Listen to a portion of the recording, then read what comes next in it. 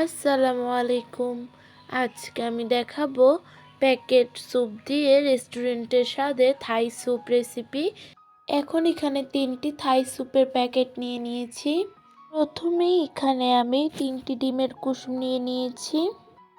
স্যুপের যে 3টি প্যাকেট নিয়েছিলাম, এখন 3টি প্যাকেটকেই খুলে দিয়ে দিচ্ছি ডিমের সঙ্গে। এখানে আমি 2টি ম্যাগি চিকেন স্টক নিয়ে নিয়েছি। এখন এখানে 2 কাপ পানি দিয়ে দিচ্ছি। এখন এগুলোর সঙ্গে 2 চামচ টমেটো সস দিয়ে দিচ্ছি।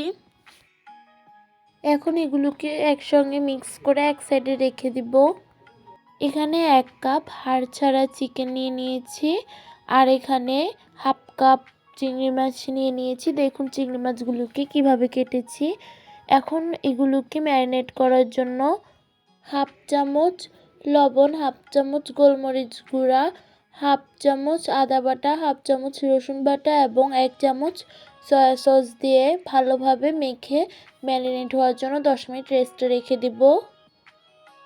এখন আমি এখানে 1 চামচ বাটার দিয়ে দিচ্ছি, আপনারা চাইলে তেল ব্যবহার করতে পারেন। এখন চিকেনগুলো এবং চিংড়ি মাছগুলোকে হালকা একটু ভেজে নিব।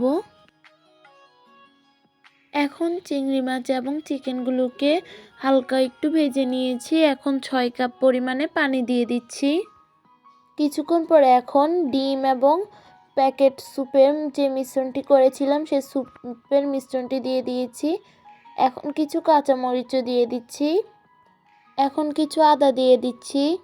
আমি এখানে দেশি আদা দিয়ে দিয়েছি, আপনারা চাইলে থাই আদা অথবা দেশি আদা যে কোনো একটি দিতে পারেন। এখন কিছু থাই পাতাও দিয়ে দিয়েছি। এখন অনবরত নাড়তে হবে যেন দলা পেকে না যায়। 1 চামচ লেবুর রস দিয়ে দিচ্ছি। দেখুন এখন স্যুপটি তৈরি হয়ে গিয়েছে। এখন নামিয়ে নিব। এখন তৈরি হয়ে গিয়েছে প্যাকেট স্যুপ দিয়ে রেস্টুরেন্ট স্বাদে থাই স্যুপ রেসিপি। এভাবেই খুব সহজে থাই স্যুপ তৈরি করে নিতে পারবেন। আজকে আমার ভিডিওটি এই পর্যন্তই। ভালো লাগলে অবশ্যই লাইক, কমেন্ট, শেয়ার করে দিবেন এবং আমার ইউটিউব চ্যানেলটি সাবস্ক্রাইব করে ফেসবুক পেজটি ফলো করে দিবেন। আসসালামু আলাইকুম।